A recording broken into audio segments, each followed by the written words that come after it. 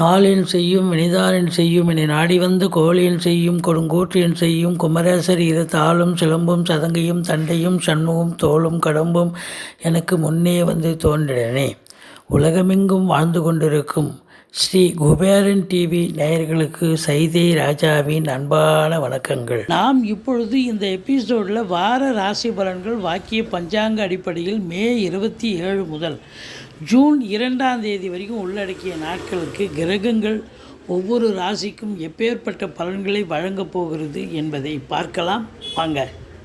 மகர ராசி காலபுருஷனுக்கு 10வது ராசி. சனி பகவான் ஆட்சி பெறும் வீடு. இப்பொழுது சனி பகவான் தனது இன்னொரு வீடான கும்பத்தில் ஆட்சி வீடு மூலத்திரிகோண வீட்டில் இருக்கிறார். எல்லா கிரகங்களுக்கும் ராசிநாதன் ராசியில் வந்து அமர்ந்தால் கொண்டாட்டம். ஆனால் மகர கும்ப ராசிகளுக்கு ராசிநாதன் வந்தால் கொண்டாட்டமும் இருக்குது, சில திண்டாட்டங்களும் இருக்குது. திண்டாட்டம் என்னங்க அப்படின்னா, 7 சனி வந்துடுது. 19 வயசுக்குள்ளே இருக்கிறவங்களுக்கு முதல் ரவுண்டு கொஞ்சம் பிரச்சனையே கொடுக்கும். 19 வயசுக்கு மேலே இருக்கிறவங்களுக்கு 2வது ரவுண்டு நல்லதே செய்யும். அதுவும் சொந்த ராசிக்கு சனி பகவான் கெடுதல் பண்ண மாட்டார். உழைப்பை நம்பக்கூடியவர்கள் மகர கும்பராசி அன்பர்கள். ஆதலால் கண்டிப்பாக 7 சனியினுடைய தாக்கம் நிச்சயமாக இருக்காது. உத்திராடம் 2, 3, 4 பாதங்கள், திருவோணம் அவிட்டம் 1, 2 பாதங்கள் உள்ளடக்கியது இந்த மகர ராசி. இந்த மகர ராசிக்கு பாருங்கள், 4ஆம் இடத்துல இருந்து வந்த குரு பகவான் இப்போ 5ஆம் இடத்துக்கு போயிட்டார். 5ல் குரு கெஞ்சினாலும் கிடைக்காதுன்னு சொல்லுவாங்க. ஏன்னு சொன்னால் முக்கியமான இடம் 1, 5, 9 பார்வையிடுவதால் மிக மிக சிறப்பு. சமூகத்தில் பேரு புகழ் அந்தஸ்து உயரப்போகிறது அப்படின்னு சொல்லலாம். இந்த சனி பகவான் 2ல் இருக்கிறதால நல்ல பண வரவு பொருள் வரவு கண்டிப்பாக இருக்கும். ஆனாலும் குடும்பத்தில் கொஞ்சம் பார்த்து பேசணும். சண்டை சச்சரவு இருக்கும். கொடுக்கல் வாங்கல் செய்யக்கூடாது. ராசியை குரு பார்க்குறார்.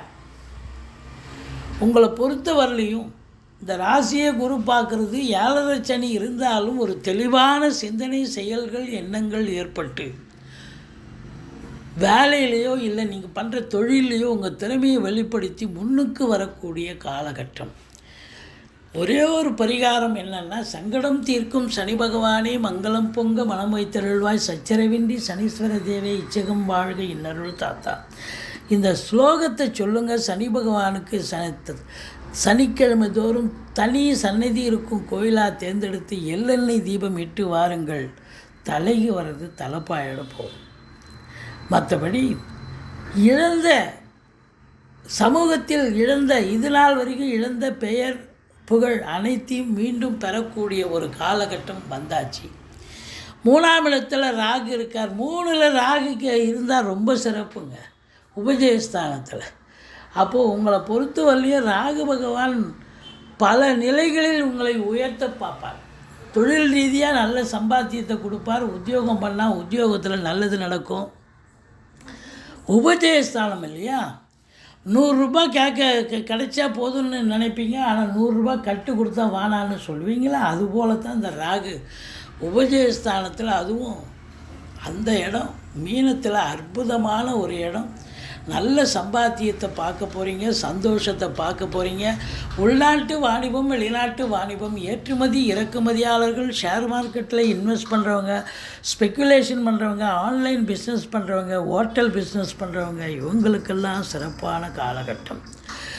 குறிப்பாக இம்போர்ட்டிங் எக்ஸ்போர்ட் பண்ணுறவங்களுக்கு ரொம்ப சிறப்புங்க. அதுலேயும் இது 3ஆம் இடம் அப்படின்னும்போது ஸ்போர்ட்ஸில் ஈடுபாடு இருக்கிற பிள்ளைகள் 10, 11 இருந்த நீங்கள் இப்போது நம்பர் 1, நம்பர் 2 பொசிஷனுக்கு வருவீங்க. அந்த எக்ஸ்ட்ரா கரிக்குலர் ஆக்டிவிட்டீஸ் உள்ள பிள்ளைகள் ரொம்ப நல்ல நிலைக்கு வருவீங்க.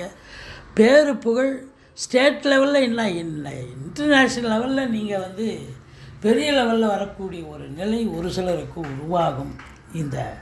ஏன்னா அது 3ஆம் இடம் என்பது உங்களுடைய திறமையை வெளிப்படுத்தக்கூடிய ஒரு இடம் இல்லையா. அதாவது உங்களுக்கு வீரிய ஸ்தானம். அங்கே போய் ராகு உட்காராருன்னா உங்கள் வீரியத்தை நீங்கள் வெளிப்படுத்துவீங்க.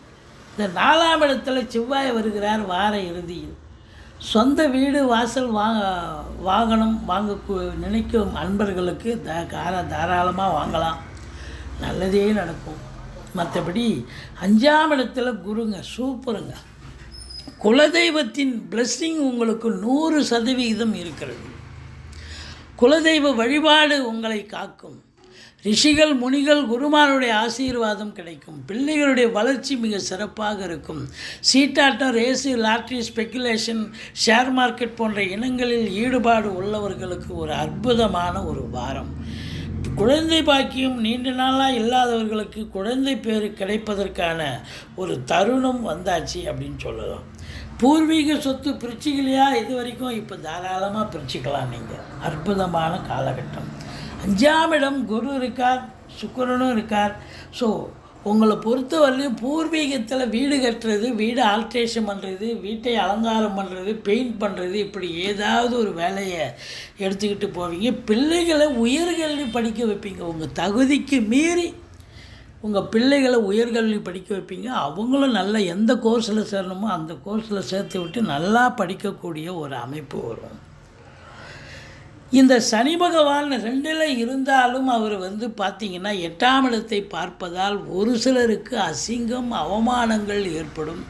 வெளிவட்டார பழக்க வழக்கங்களில், அறிமுகம் இல்லாத இடங்களில், இல்லை வேலை பார்க்குற இடம், தொழில் பண்ணுற இடம், பொது இடங்களில் எச்சரிக்கையாக இருக்க வேண்டும். மற்றபடி தேக குறைவு, ஆரோக்கிய குறைவு ஏற்படக்கூட வாய்ப்புகள் இருக்கிறது அப்படின்னு சொல்லலாம். 9ஆம் இடத்துல கேது இருந்து தந்தைக்கும் உங்களுக்கும் நிறைய பிரச்சனைகள் வந்தது. இப்போவும் கேது இருக்கார், ஆனால் குரு பார்க்க கோடி நன்மை.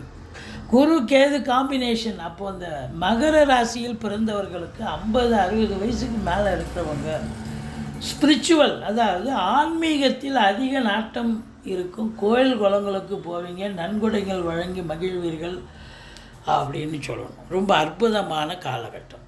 ஒரு சிலர் வெளியூர், வெளிநாடு, வெளிமாநிலம்னு ஆன்மீக பயணம், இன்ப சுற்றுலான்ற பேர்லையாவது வெளிநாட்டுக்கு போவீங்க. வேலை வாய்ப்புக்கு போகிறீங்களோ இல்லையோ, இதுக்காகவாவது செல்ல விருப்பம் உள்ளவர்கள் செல்வீர்கள் அப்படின்னு சொல்லணும். அடுத்தது பார்த்திங்கன்னு சொன்னால் 11ஆம் இடம் என்று சொல்லக்கூடிய இடத்த குரு பார்க்குறார். எண்ணிய செயல் ஈடேறுதல், தொட்டதெல்லாம் தொடங்க போகிறது.